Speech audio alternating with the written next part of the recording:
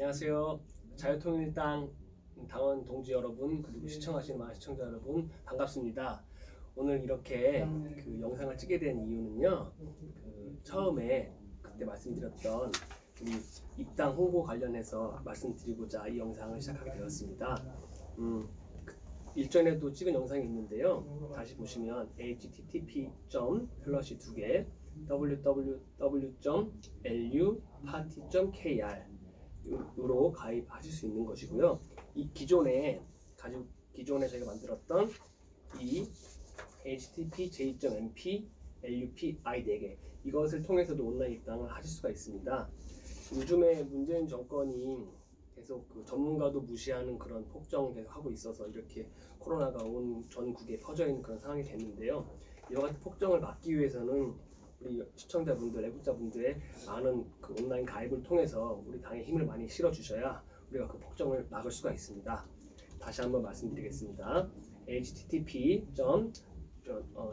하시고 w3개 그리고 luparty.kr로 해주시면 되시는 거고요. 그 링크 쪽 URL 많이 말씀하시는데요. 우선은 저희가 그 기술적으로 그 luparty.kr에 대한 링크를 영상 통해서 올리도록 하겠습니다. 우선은 이 내용을 먼저 보시고 가입해 주시고요. 기술적인 부분들은 저희가 더 준비해서 좀 더 가입하시기 편하도록 준비하도록 하겠습니다. 이상으로 이 부분에 대해서는 말씀을 이 정도로 말씀드리고요. 그리고 오늘은 메인은 여기 지금 옆에 계신 하 교수님 오셨는데요. 오늘 하 교수님께서 부산에 이번에 자유통일당으로 출마하시게 되셨습니다. 그래서 우선 그 선생님의 인터뷰 내용 이걸 들어보고자 이 자리를 마련하게 되었습니다.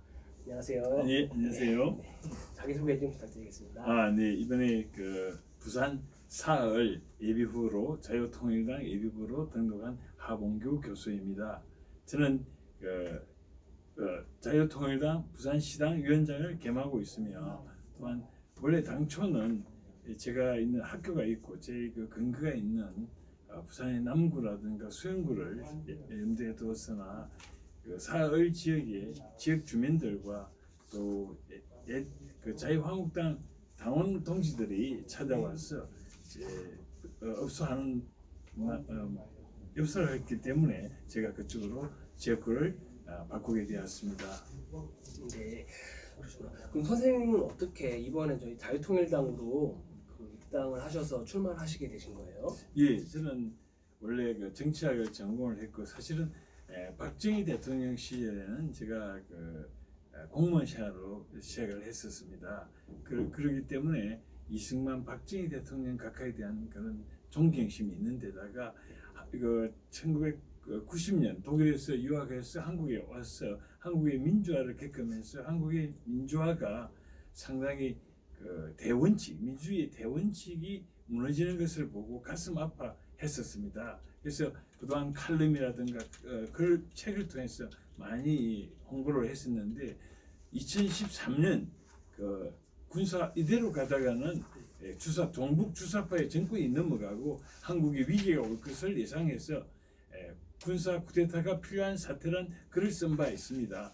그 글이 문제가 되어서 여러 가지 사이버 테러 또 국가인권위원회의 고발 또 이 집단적으로 찾아와서 불법 게시물을 학교에서 부착을 했을 뿐 아니라 또 많은 사람들이 찾아와서 압력을 하기도 했습니다. 그것을 겪으면서 이 종북 주사파와의 전쟁이 본격적으로 시작이 되었구나 생각하고 있는 중에 이제 정광훈 목사님과 김문순 지사님을 만나게 되었고 여기에 동참하게 되었습니다. 네, 그렇죠. 그러면 지금 부산에서 오신 거잖아요. 네. 토요일 날까지 서울에 계신다고 하셨는데, 예. 그 지금 부산 지역의 코로나 지역과 그 경북 지역의 코로나 사태에 대해서 지금 어떤 그쪽 경상도 분들은 지금 입장과 상황이신지.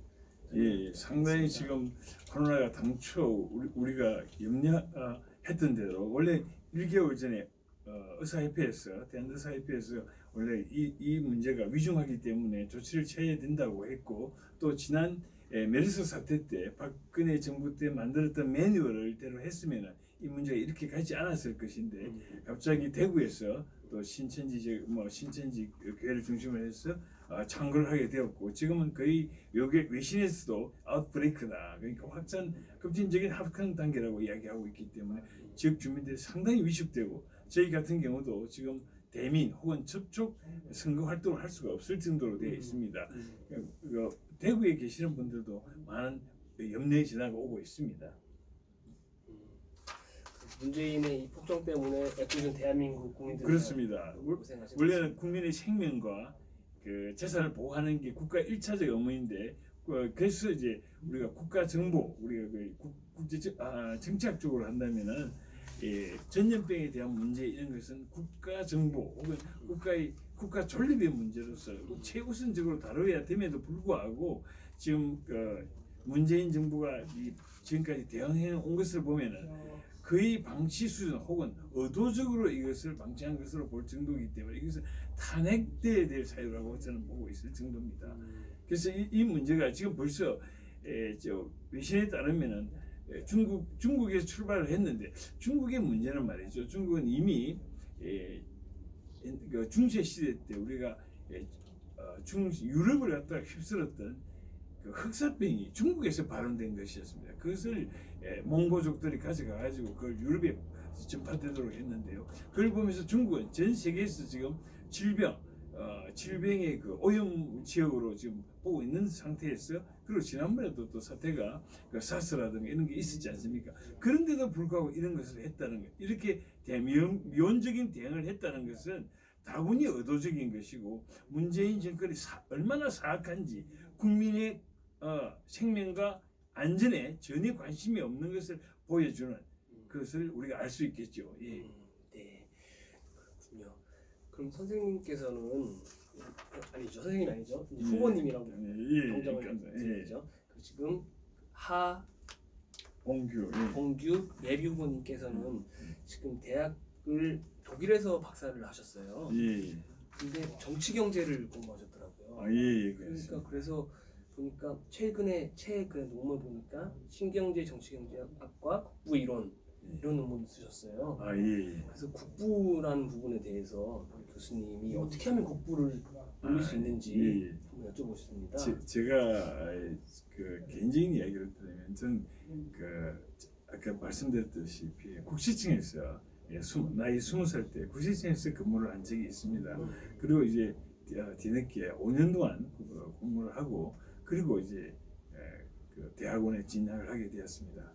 그 대학을 진학을 하면서 전공이 이제 정치경제 쪽으로 정치학 안에서 정치경제 쪽으로 공부를 하게 되었습니다. 그리고 이제 박사 과정을 마치고 나서 또 2002년이에요. 그때 이제 카이스트의 테크노 경영대학원에 가서 교환 교수를 역임한 바 있습니다. 그러면서 이제 새로운 시대에는 국가론 고전적인 정치학이 국가학이 이제는 경제학하고 연결되고 그것이 경영학으로 연결되어야 된다 해서 국가 경영이라는 과목을 따로 만들고 공부를 하게 되었습니다. 그 과정에서 이제 신경제라고 하는 뉴 이코노미라는 것이 그 당시 이제 나타났기 때문에 그것을 이제 브루킹스 연구소에서 2개의 특집 자료가 있었습니다. 그것을 입수해서 이제 번역을 하고 그러면서 그것을 공부하게 되었습니다. 그러면서 이제 국부라고 하는 것이 오늘날 이제 21세기 되면서 국부의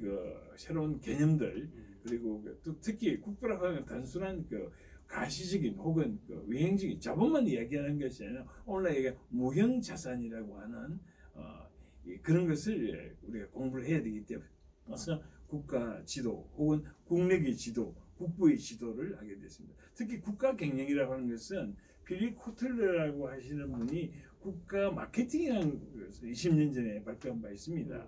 그것의 이론적인 방식이 아주 흥미로워서 그것을 많은 경우 채택한 바 있습니다. 거기에 따르면은 국가의 국가 정치의 국가의 존립 요지 제1의 국가의 목적이 여러 가지 있을 수 있는 5가지 정도로 정리를 할 수 있는데요.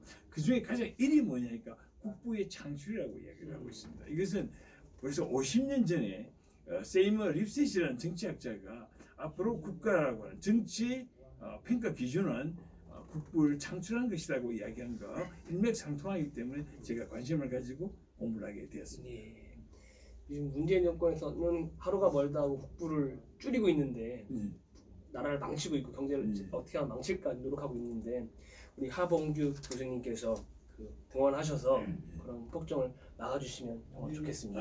감사합니다. 그러시면 그리고 이것과 연관돼서 지금 미국 트럼프 정부가 출범하면서 그 법인세를 많이 인하를 했어요. 그런 경우에 지금 그 효과가 어느 정도 있느냐 이런 것들을 고려해봐야 될 텐데요. 그래서 그 미국의 교수님 아서 래퍼 교수님이 쓰신 그 래퍼 곡선이라는 분이 있고 법인세 감소 효과와 이런 어떤 그런 경제 성장과 상관관계 뭐 이런 것들에 대한 게 있는데 그 만약에 교수님 후보님이시라면 대한민국 법인세에 대해서 어떻게 하면 좋겠는가에 대한 방향을 한번 말씀해 주시면 감사하겠습니다. 문재인 정부가 우리가 문제가 있다고 할 수 있는 것 중에 하나가 이 바로 반기업적인 정책을 지속적으로 해왔다는 겁니다. 반기업적인 정책은 뭐 크게 이야기하면 노동에 대한 정책이 있을 것이고 또 하나는 이제 세금에 대한 것입니다. 저도 구시청에 있었지만은 이 IRA라고 미국 같은 경우는 내국 세입청이라고 이야기합니다. 거기에 따르면 지금 최근에 이제 전 세계적으로 이 국가 경제를 좀 활성화시키기 위해서는 법인세를 아주 대폭 인하하고 또 상속세 같은 건 폐지하는 것이 하나의 세계적인 추세입니다. 그런데 한국 정부만 유독 OECD 국가에서 유독 한국 정부만 반대 방향으로 갔고 특히 소득 주도 성장, 소주성이라고 이야기하죠. 이건 사실 근거 우리가 전 세계적으로 볼 수도 없다고 이야기합니다. 이런 것을 우리는 특히나 우리 한국 같은 경우는 여러 가지 지하 자원도 없는 상태에서 전통도 없기 때문에 많은 경우 수출에 의존하는 국가입니다.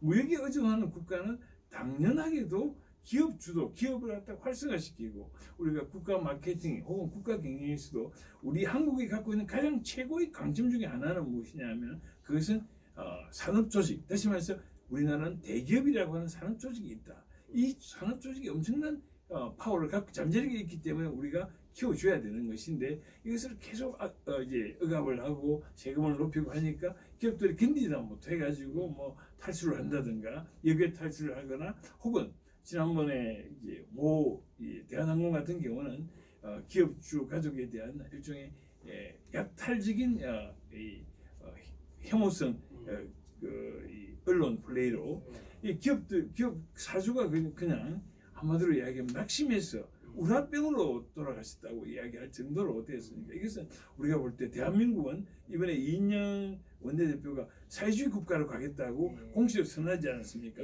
그하고 연결되기 때문에 우리는 이거 지금 4.15 총선이 얼마나 중요하냐면은 이미 공수처가 이미 예정돼 있지 않습니까? 그런데다가 이것이 만약에 우리가 패배를 하게 된다면은 보수진영이 패배를 하게 된다면 저들은 아마 사회주의 공산화에 바로 갈 것입니다. 이것이 크게 우려되는 바입니다.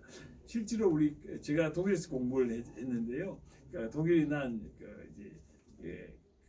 사회주의의 원조, 공산주의의 원조가 칼 막스입니다. 칼 막스는 민주주의는 공산주의로 가는 길이라는 유명한 말을 남긴 바 있습니다. 그래서 우리는 이것을 막는데 총력을 다해야 된다고 보고 있습니다. 우리 자유통일당도 친기업적이고 법인세 감세 이런 것에 대한 입장을 가지고 있고요. 그러면 궁금해하시는 분들이 계실 거예요. 법인세를 줄이면 그 세수가 줄어드는데 그러면 우리가 세금이 줄어들면 우리 정부가 쓸 돈이 없어지는 거 아니냐? 이것과 그 래퍼 곡선 어떤 상관관계가 있죠? 그 법인 자체는 법인 같은 경우는 줄어들겠죠. 그런데 우리나라의 법인보다는 훨씬 많은 소상공인들이 있습니다. 그 소상공인들이 활성화되면 기업이 이제 경제 활성화되면 지금은 한국 같은 경우에는 우리가 보면 눈에 띄는 것이 여러분들이 그 세월호 참사 이후에 소상공인들이 거의 지금 그 한계선상에 와 있다고 할 수 있습니다. 제가 주위에서 만나는 많은 분들이 소상공인들이 많으신데요. 그분들은 그 한숨과 절망을 많이 이야기를 하고 있습니다. 그분들에게 이제 이것이 법인세가 줄어들면 여러 가지 파산효과가 올 수가 있습니다. 우리가 풍선효과를 할 수 있는데요. 이게 법인세가 줄어든 만큼 경제 활성화가 될 수 있는 거죠. 그래서 심지어는 그 시스템 이론 쪽에서 볼 때도 전체 시스템을 본다면 그것이 법인 혜택을 낮추면서 오히려 경기 활성화되면서 그러면 다른 기업이 아닌 비기업적인 혹은 우리가 흔히 이야기하는 그 비가시적인 경제의 단위도 활성화되기 때문에 충분히 커버를 하고 있습니다. 그래서 지금 저도 이제 이번에 선거 활동을 하면서 선관위에 가봤는데요. 선관위 조직이 이렇게 방대한 조직은 몰랐습니다. 지금 공무원들이 말합니다. 너무 많습니다. 이런 거 다 세금을 낮춰야 공무원도 줄일 수 있고 저도 뭐 공무원 출신이었습니다. 20대에 공무원 생활을 했지만은 그때 그 당시 제가 공무원을 했을 때는 말이죠. 그 박정희 대통령 때이기 때문에 토요일 일요일도 근무를 할 수밖에 없었습니다. 심지어는 11시, 12시 이전에 집에 도착한 기억이 없습니다.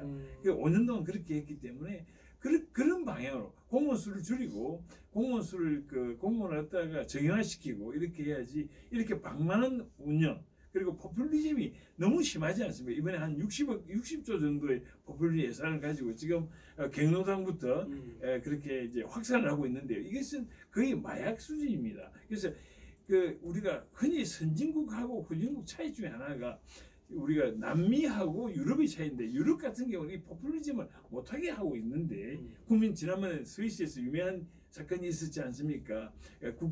국민 투표를 통해서 국민들에게 어느 정도 돈을 주겠다는 것을 국민들이 막았다. 거부를 했다는 거죠. 그에 비해서 남미 지역 같은 경우는 우리가 뭐 아르헨티나라든가 또 혹은 베네수엘라가 저렇게 30년만 하더라도 베네수엘라는 아주 남미에서 아주 그 우수한 국가였습니다만 지금은 어떻게 되었습니다. 마두로 정부로 해가지고 완전히 경제가 파산되고 그런 지금 뭐 거의 석유가 많은데도 석유를 살 수가 없는 단계 뭐 그런 단계까지 올 수 있다는 것도 하나의 예가 되겠죠. 그러니까 한국은 지금 갖고 있던 한국의 강점은 우리가 70년 역사를 크게 본다면 한국은 세계에서 가장 빈곤한 나라에서 출발했습니다. 국민소득이 그 당시 60불, 80불에서 시작을 해가지고 오늘날 이제 국민소득 3만 불까지 왔는데요. 이것이 이제 선진국으로 가느냐, 후진국으로 가느냐 갈림길에 쓴 겁니다. 거기에 우리가 포퓰리즘이라고 하는 이 악의 길, 다시 말해서 넓은 길이라고 할 수 있겠죠. 정도를 벗어난 이 길을 가게 되면 반드시 남미의 길처럼 가게 되고 남미의 것을 보십시오. 노조가 이게 저렇게 정치화되고 활성화되고 포퓰리즘이 만연하니까 결국 국가 경제는 파산의 위기가 오고 국민 생활은 피폐화되고 많은 사람들이 외국에서 게스트 아르바이트로 나갈 수밖에 없는 상황. 그것을 우리가 보고 있는 것입니다. 네.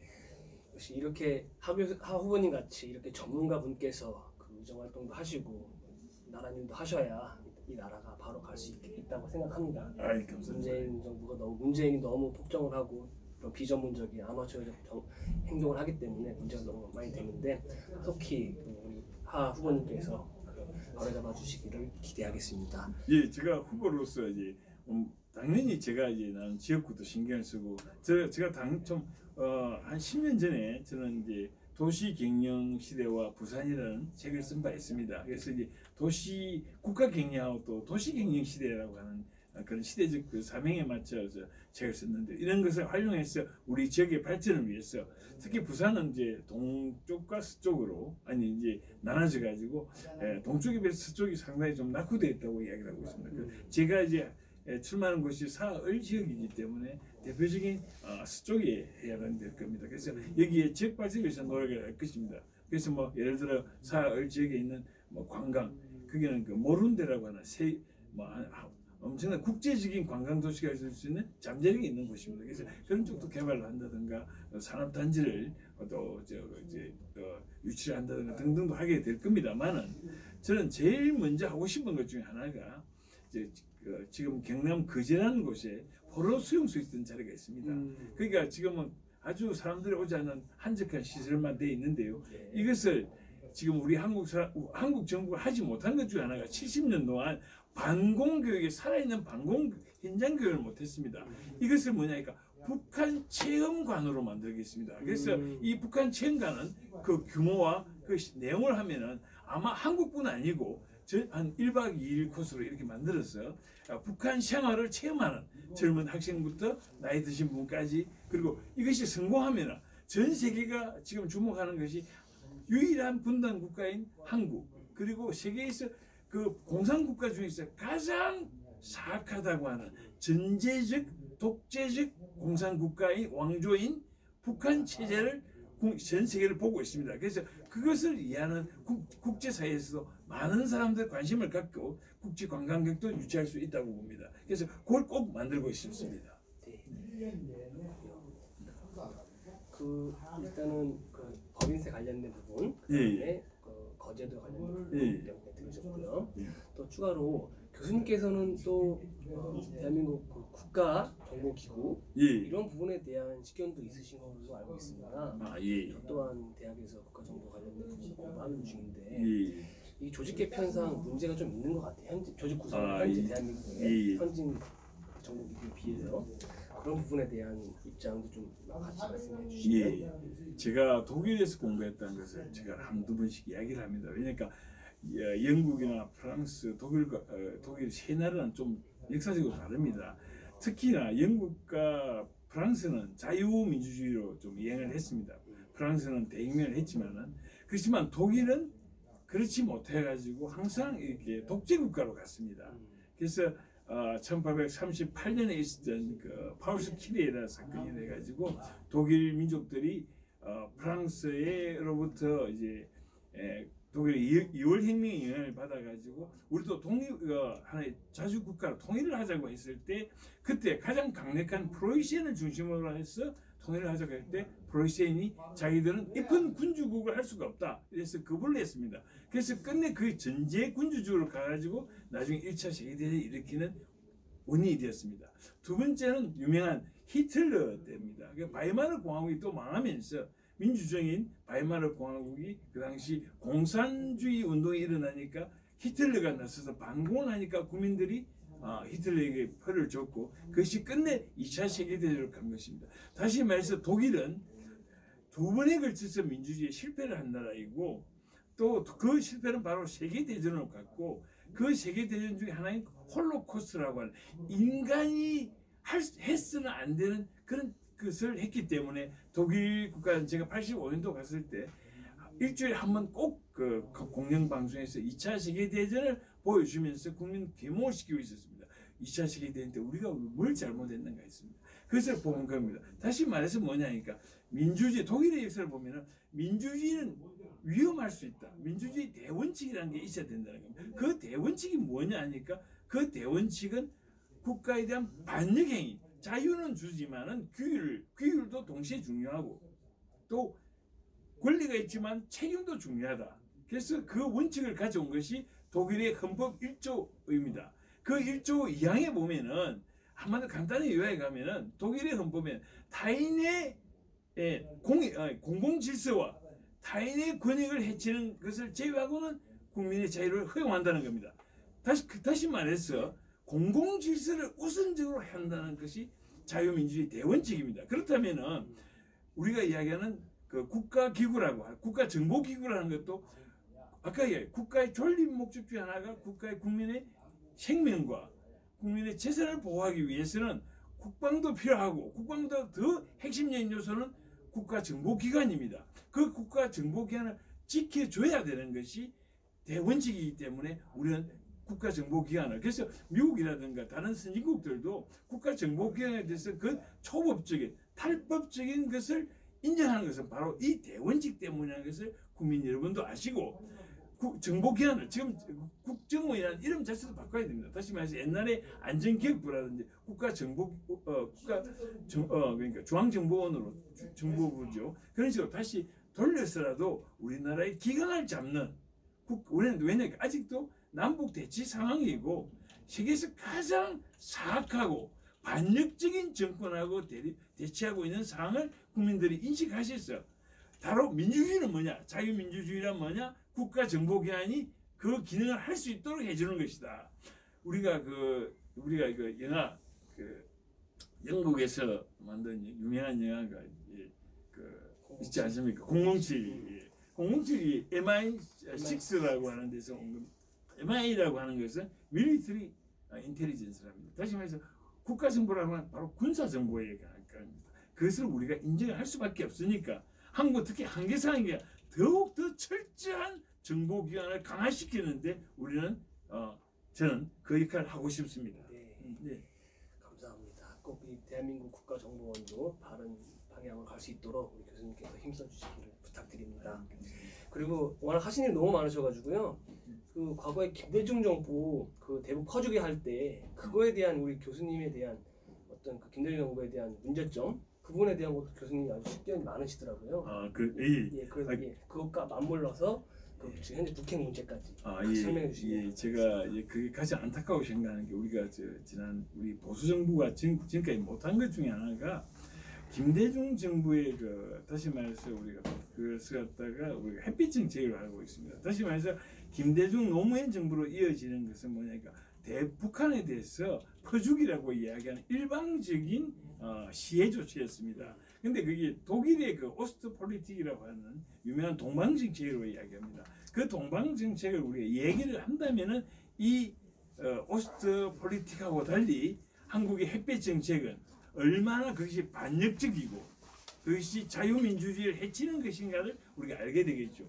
다시 말해서 오스트폴리틱이라는 것은 뭐냐면은 독일은 한국과 같이 이제 미소 양군에서 점령이 되지 않았습니까? 그래서 동서로 나눠졌는데요. 그러니까 독일은 처음에 이제 그 수도권, 특히 그 당시 수도권 친서방 정책이라 해서 모든 제도를 미국식으로 바꾸고 또 미국 중심으로 친미 중심으로 외교 노선을 했습니다. 그래서 유명한 할슈타인 원칙이라는 것을 만듭니다. 할슈타인 원칙은 뭐냐니까 동국권하고는 어떠한 교류도 하지 않겠다.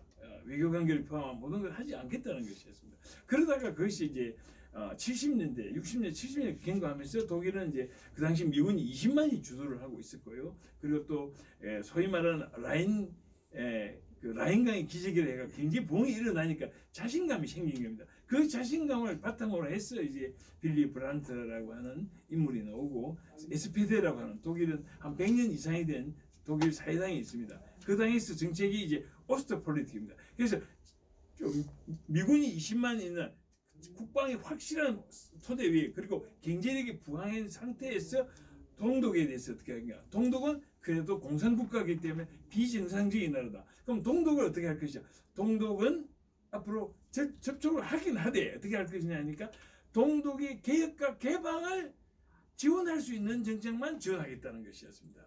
그렇기 때문에 예를 들어 제가 독일에 85년도 갔을 때는 동독의 유학생이 수도에서 공부를 하고 있었고요. 또 동독의 많은 주민들이 나이 드신 분들은 노인들은 수도에 고향을 두시면 고향 방문도 시켜줬고 또 서베를린에 가는 그 길은 여러 가지 기차라든가 고속도로 같은 경우는 통행료도 이제 제공을 했습니다. 하지만 그 원칙은 뭐냐니까 동독의 개혁과 개방을 위한다면 아까 얘기했던 방송을 오픈한다든가 동독 사람과 교류를 한다든가 이런 것은 지원한 것이었습니다.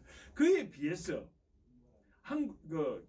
노무현 김대중 정부의 반역적인 이 햇빛 정책은 바로 그런 거 개방하고 전혀 관계없이 북한 그 당시 이미 90년대 초부터 이제 핵 개발하고 있다고 의심이 되었고 이미 시설이 그 당시 파악됐습니다. 미국의 그 정보기관이라고 하는 데서 발견이 됐어요. 발견이 됐는데도 불구하고 일방적인 대북 지원을 했기 때문에 오늘날 북한의 핵 개발이 여기까지 가게 된 것입니다. 그래서 우리는 그에 대해서 다시 한번 재고를 하면서 우리가 그 상황을 연구를 하고 깨달아야 됩니다. 우리가 얼마나 김대중 정부, 노무현 정부가 만들어 놓은 이 반역적인 햇빛 정책이 우리 민족이 가져던 우리 크나큰 상처, 위협을 우리는 깨달아야 되겠죠. 그래서 그것을 또 계몽시키고 싶습니다. 네, 말씀하신 대로 그런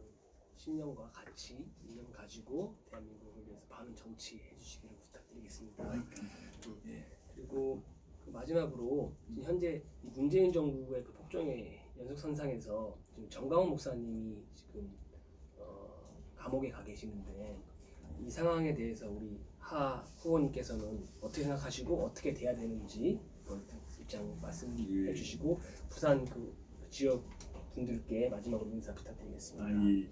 사실 그 정건 목사님이 구속 사태는 여러 가지 법조인들의 이제 여러 문제가 제기하지 않았습니까? 그런데 이제 사실은 그거보다도 우리가 정치적으로 볼 때도 있을 수가 없는 것입니다. 왜냐니까 그분이 어디 지금 밖으로 나갈 수 없게 법무부에 제안을 하고 있는데도 불구하고 탈출에 도저히 우리가 있다 해가지고 이번에 구속을 하지 않았습니까? 말도 맞지 않을 뿐더러요. 그리고 순수 종교인이십니다. 종교인이 활동을 그만한 것은 이것은 전 세계적으로 국제사회에서도 비난을 받을 수밖에 없고, 특히나 우리가 아쉬운 것은 분노를 할 수밖에 없는 것은 저들은 문재인 정권을 비롯한 주사파 정권은 지금까지 많은 경우는 민주화의 이름으로 했습니다. 당 이름도 민주당이라고 하지 않았습니다. 그러면서 이번에 공수처라고 하는 상권 분립에 반하는, 다시 말해서 전제적 대통령제, 지금까지는 우리는 제왕적 대통령을 했는데 전제적 대통령제로 바꾸는 것뿐 아니라 이번에 종교 탄압까지 하면서 이것은 바로 대한민국의 자유민주주의를 무너뜨리는 헌정 질서를 파괴하는 행위이기 때문에 이건 단순히 탄핵으로 될 것 같지가 않습니다. 아마 이 문재인 정권은 거의, 다시 말해서 거의 조폭 수준의, 그렇게 막가파 수준의 정권이라고 보고 있습니다. 그래서 우리는 여기에 대해서 이번 4.15 총선을 정말 반인류적인, 반민주적인 정권에 대한 심판으로 가야 될 것이라고 보고 있습니다. 그리고 마지막으로 우리 사을 지역의 지역 주민들에게 다시 한번 인사를 드리겠습니다. 저는 원래 부산에 기반을 둔 학자입니다만은 이 나라가 워낙 위중하여 여기에 정치계에 다시 뒤늦게 입문을 하게 되었습니다. 앞으로 저에게 기회를 주신다면 열심히 해서 대한민국이 바로 서는 그런 나라를 만들기 위해서 작은 힘이나마 보태고 싶습니다. 기회를 주셨으면 감사합니다. 이상입니다. 네, 감사합니다. 감사합니다. 그리고 마지막으로 우리 지금 하 후보님이 계신 우리 자유통일당의 힘은 하 후보님 같은 분을 지지해 줄 수 있는 많은 당원분들이 필요합니다. 그 정당은 이 당원의 숫자가 곧 힘입니다. 여러분들 여기 보시는 이 주소로 많이 가입해 주시고요. 저희가 이 방송을 올리면 가입이 조금 늘다가 방송이 안 올라가면 가입이 좀 줄고 그렇습니다. 지금 가장 정당에서 중요한 것은 홍보와 조직인데, 이 조직에서 필요한 것은 결국은 여러분들의 가입입니다. 온라인 입당 가입 한 1분 정도면 하실 수 있으니까요. 일로 가입 부탁드리겠습니다. 감사합니다. 감사합니다. 네.